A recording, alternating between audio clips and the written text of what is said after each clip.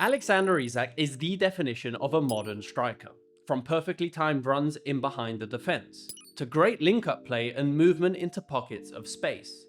It's a signing that gives Arne Slot so many different options in attack, but it also creates a bit of a dilemma, because with so many new talented signings, how do you create a system that gets the best out of everyone? And ultimately, who is going to end up being sacrificed? Before we answer that, let's first take a look at what Liverpool are getting for £125 million. Welcome back to Football Meta. Alexander Isak comes alive in this space in front of the defensive line. Generally speaking, he's not the most involved player during build-up, and won't drop too far to get on the ball. But what we can instantly see from a deep position is his excellent timing to break away from the back line to give the team an option between the lines, often catching defenders off guard and dragging them out of position to open up space for his teammates. Take this clip from Newcastle's game last season against Brighton, where Isak makes a darting run towards the ball and drags players towards him, finding the layoff and leaving the back line in a 3v3 with space to play the winger in behind. At Liverpool, if playing in this exact position, then he'll likely have a similar role, as there are already countless players in midfield that will rotate to give support to the defence. So his main task will probably be to keep the centre-backs pinned back to separate the two lines, potentially ready for a fast break forward where he'll look to run in behind the defence as he so often does. But generally speaking, where he becomes more involved is once the team move into a more active build-up phase, hovering from side to side to find space between the lines and link up play. While mobile, he is most often seen in the left inside channel, looking to connect with teammates and create overloads. This position on the left may simply be down to the way Eddie Howe wanted to play last season, but as we'll see later on, this position could be extremely beneficial for Liverpool as well. Slot loves to create fluid shapes and clusters of players on either flank, so with a player like Isak, they can lean into this idea more heavily. He can either be the outlet to break in behind the defence, or can pin back the defenders and continue to play with his back to goal. When he does move over to one side, expect other players in midfield to rush into this space ahead of him, as something Liverpool love to do is drag defenders over to one side, then quickly exploit the space on the opposite flank. At Newcastle, when Isak collected the ball in these pockets, he often drifted wider, vacating the central lane for teammates to advance into. Then from here he likes to cut inside and combine with his teammates around the edge of the box. There's some good examples of this from last season, often drifting inside from the left flank and looking for 1-2s on the edge of the box before taking the shot. Or because he's dragged so many players towards the centre, opening up space out wide for the winger to get involved. However, as he does drift out wide and players run ahead of him, he can occasionally get forced out onto the flank, where we can see one small downside to his game, which is his crossing accuracy being slightly below average. As a result, it's rare to see him drive all the way to the touchline when looking to make an impact. This run from out wide towards the centre that Isak loves to do might not be so straightforward at Liverpool, as there's already countless players that pick up this position. So I'm curious to see if this is something that Slot leads into. Now, when I make these videos analysing a team or a player, there's so many little details that are easy to miss while I'm writing everything down and the game is still going on. But thanks to today's sponsor, Plordno, I literally don't need to miss a thing. The Plordno has completely changed how I analyse matches and find topics to talk about. While I used to write down any ideas during the game, I now simply record my thoughts as the match is going on. And as soon as the game is over, Plord AI instantly converts the recording into a transcript and generates a breakdown of everything I said during the game, including some really insightful summaries and a mind map that gives me unique ideas and perspectives that I can turn into a topic for a video. My notes are almost 2 hours long during the match, and with the Ask AI feature, it quickly turns lengthy transcripts into actionable insights and to-do lists. The sleek design of the Plordno is such a nice bonus as well. It comes with its own magnetic wallet, so you can attach it to your phone and easily carry it with you wherever you go. And it's only slightly thicker than a credit card.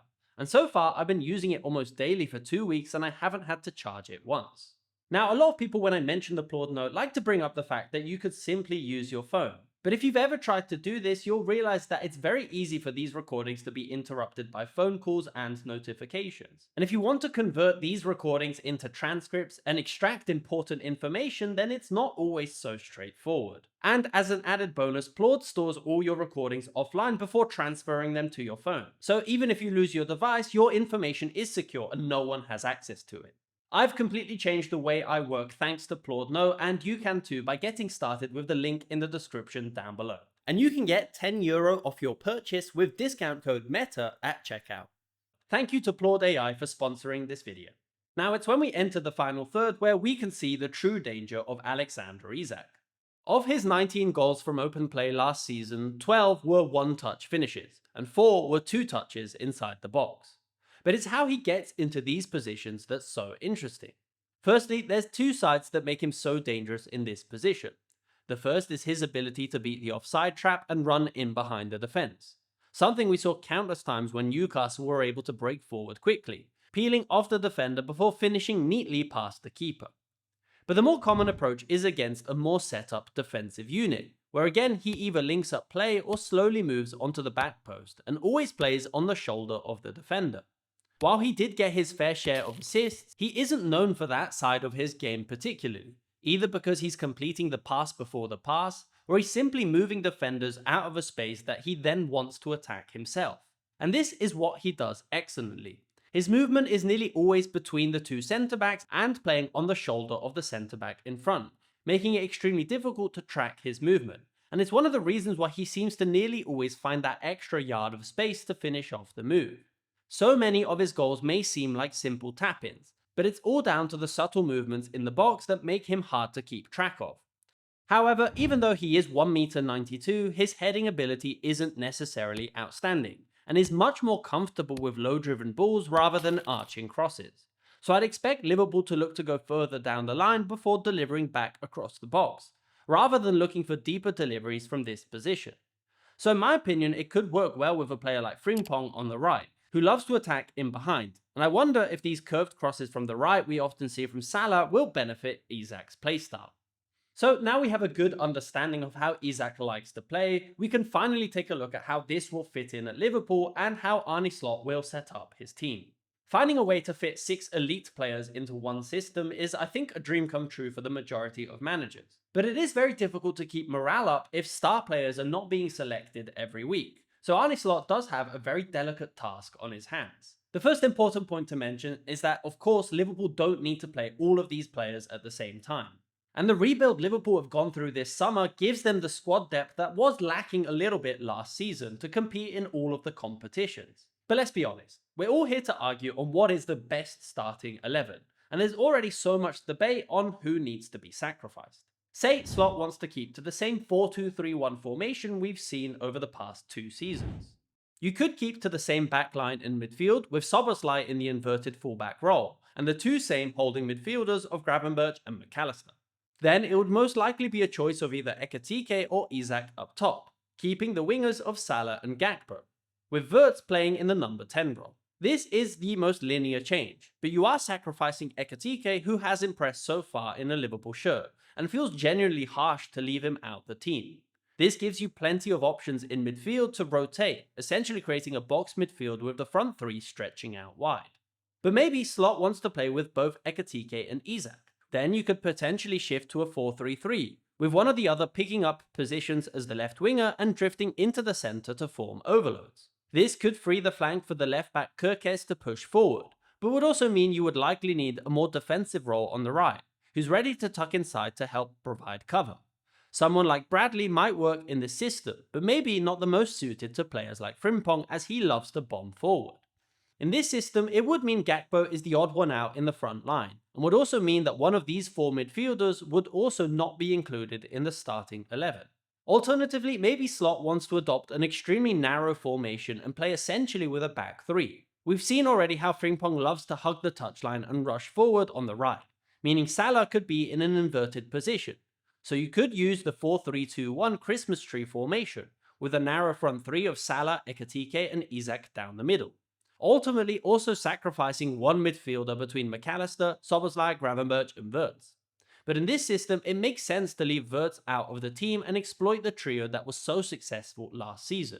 But what about a truly unpopular opinion? And could we be seeing the start of a post-Salah Liverpool? Salah is hands down their best player, but with a slow start to this season, along with the fact that he'll be absent for a big chunk of important matches due to AFCON, Slot does need to find a way to play without their star player.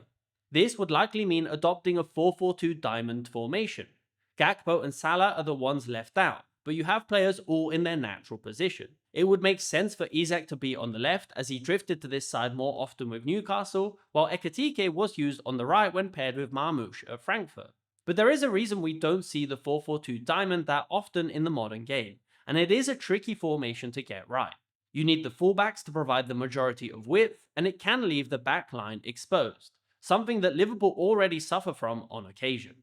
With all this being said, this is where we need to see how Slot decides to approach the situation. Do you stick to one formation and get all the players used to playing in the same way, or do you constantly adapt depending on which players you have at your disposal? What we've seen so far would suggest that Slot is not married to one specific way of playing. But when it comes to potentially having to implement 2 or 3 completely different systems week in, week out, only time will tell if this is the best way forward. In this week's bonus video for YouTube members and Patreon, we go a little bit deeper on some of the different setups that Arne Slot could use, including my personal favourite starting 11. So if you want to know more, you can check it out using the link in the description down below or becoming a channel member today. And don't forget to let me know what you think Liverpool's best setup will be in the comments down below. Thanks for watching.